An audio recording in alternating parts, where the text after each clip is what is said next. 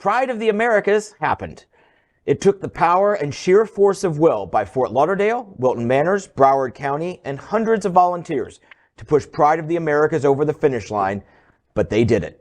In this week's SFGN, online now and on stands tomorrow, I have a look at a weekend of lowered expectations. From Pride on the Drive and Thunderpuss on Friday night, which drew about 2,400 people, to Saturday's parade that drew maybe 1,000 and a few thousand more who came in and out of the main event at the park throughout the day. Pride President Miik Martorell estimates about 15,000 total attended all events over the weekend, including Sunday's pool party. This was a far cry from the 350,000 people expected when the idea was conceived in 2018.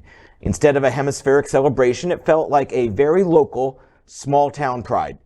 But at least it happened. After years of delays and months of infighting and departures in leadership, just that seems like an accomplishment. If Pride of the Americas hadn't happened, it would have been a black eye to Fort Lauderdale, Broward County, and the LGBTQ+ community in a time when we need to show strength.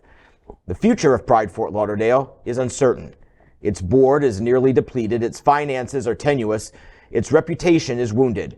And I will continue to follow this saga. But for now, it seems enough that organizers can sit back, exhale, and say, it could have been worse.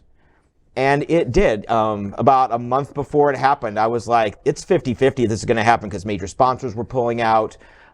Board members and directors were resigning almost every other day. You couldn't keep up with it. So it happened. And I think many of us were there this weekend. But it just didn't. It felt like, and this is no shade to Lake Worth because they do a fantastic Pride. Their parade, they know what it is. You know what I mean? They know what it is. There's a stage, there's some vendors, and it felt just like that, not this sprawling beach event. So where Pride goes from here, we'll see what the gate take was. We'll see what their finances were. They were already projecting a loss before they lost $150,000 in sponsorship. So there's a lot more that we're going to be following. Where do you think it's going to go? You've followed this story closer than anyone in South Florida. Well, they need to find a new executive director because Kevin Clevenger, their current executive director, is leaving. So we will follow where he goes because he has a history in nonprofits. So it'll be interesting to see where he starts to work. They've got to get a new board organized. They've got to learn their bylaws, which they have admitted that they don't really have a great grasp on. They've got to find new fundraising. They have a lot of bridges to mend that I don't know if they can be rebuilt or not. And of course, finances wise, if you don't have money, you don't know where you could end up. And that's something we'll be following as well. Wow. I got to tell you that a month ago when you sat in that same seat and you started telling us all this, I got to tell you that I was on the 80% of it not happening. Yeah. Okay. Yeah. And the fact that I ended up hosting the parade and stage, was a blessing, and it was fun and it was wonderful. And I'm glad that I was able to support my community. It did feel very local. It felt very small and compact. I had a freaking blast. Okay. Yeah. Thunderpuss on Friday brought it. Amazing. It was amazing. Amazing. It's like, folks, you got older, you got better, and at the end they addressed the crowd. Gray hair and all, right? They were awesome. Addressing the crowd, telling them how maybe we shouldn't have waited 20 years, right? And that element was fantastic. Saturday, everybody seemed to come and bring their happy game and their happy face, and there was no issues when it came to that. Security was on point. I looked at all the positives of the weekend. Where we go from here, God knows. Will we have another one? Probably not. I don't think it's going to happen. But hopefully I'm wrong. Where Kevin Clevenger ends up, who knows? That guy is dedicated to our community. Okay, he's kooky, but he's dedicated to our community. So he will end up at some other organization trying to serve us. It happened. It happened. It happened. And it's sad that you have to end your story like that. It happened. It could have been worse. But here's the thing, just to point out something real quick about the parade. When we're at Stonewall, and I don't want to mix the two, there are two different organizations run by two different organizations, two different events. But you're like 8-10 deep on both sides of the street to watch the parade. You remember the pictures, Faye and I on the stage, and we said, well, you can't see a sea of people. It was just a sea. Yeah. This was because we had brunch before the parade, and we were walking back towards the stage where you were. It was, aside from like right by the stage, it was never 2 people deep. Yeah. People were lined up along the barricades, but you weren't shoving elbows. people didn't know about it. Some people probably actually went to the beach because nobody knew about the new location, or it wasn't particularly well publicized. So there was a lot. I was there on Saturday. I wasn't on Friday for Thunderpuss, but I was there on Saturday. I liked the event. I liked Boy George. It was great. If I have something to, I mean, it was called Pride of the Americas. And it's not just one America. It's not the USA of, the United States of America. It's the Americas. The Americas include a vast number of countries that speak Spanish. There was nothing in the Pride of the Americas that represented. Well, we did. Spanish On stage, community. we did. On stage, we had a lot of performers from a lot of different countries representing South America and stuff like that. On Saturday? Yes, we did. I had to introduce them from, really? from Brazil, I from didn't see Dominican it when I Republic, got there. from Cuba. Yeah. I did not see. I saw everything from. Could there have been more? Of course. Right. You know? Or, It is part of the Americas. The Americas, right? And I don't know what the original plan was when this was created.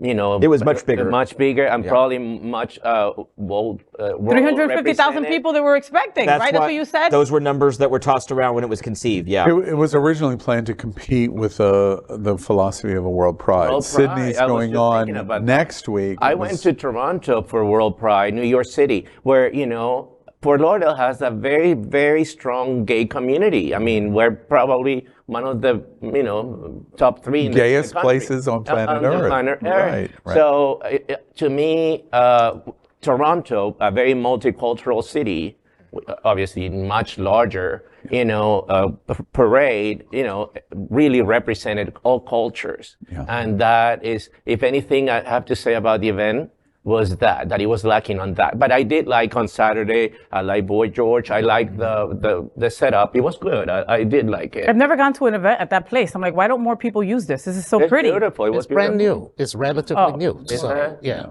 I was surprised. One other thing that I would say, there's probably lots and lots of people in the community that are feeling like I am this week. I'm glad it's done, and we can move. We can move to what's next. I would be remiss if I did not take a moment to congratulate SFGN and you, John. Thank you. It was really SFGN has shown its value in the last 2 months to our community. Value for a media news brand like SFGN, long term.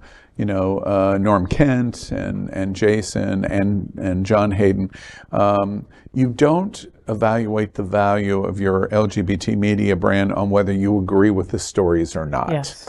And I just congratulate you and SFGN for telling the story, because you told the story, naked, truth, and all.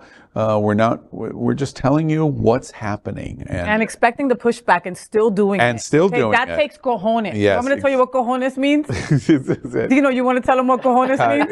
I think we all know what that means. You have them. She has them too. I think she does. Different kind of. So I just take a moment to say, wow, you stayed right in it when it would have been so easy to not do that. And the entire community is better to have an SFGN and have this kind of commitment to tell the story. It's just the story. You decide what you do with the story, and I'm aware of all of the pushback. I'm aware of all of the words that were said behind the scenes, and frankly, you're right, and you're sitting at the table still telling the story. Still telling the story. So congratulations to SFGN for that. Thank you, Al. And then exactly, thanks to you, John, and the platform of SFGN. One other thing, I'm happy that it happened and we've gotten through it, and now I can turn my attention away from that to the things for the rest of the spring that are going to be great. Gay 8 is this week. Gay 8, baby. And then in March, we're going up to Lake Worth and Palm Beach. In April, we're going to Miami Beach to South Beach. I sat in a meeting today about the broadcast of the Miami Beach Pride. And then in June, by the way, that little thing called Stonewall Pride. We've got great events ahead of us. Let's all keep our heads high and say, we're in a great community, and we're glad that this happened, and we have lots of great things to look forward to. We are in a great LGBTQ community. LGBTQ+ news is vital for our community and for the broader world as a whole. We have enough enemies at Fox News. Tucker, Sean, and Laura are loud. We need passionate allies. Happening Out Television Network, Queer News Tonight, and It's Happening Out are literally out of the closet and into the headlines. Our community needs your support. Like this broadcast and subscribe now to ensure the growth of the entire LGBTQ+ community.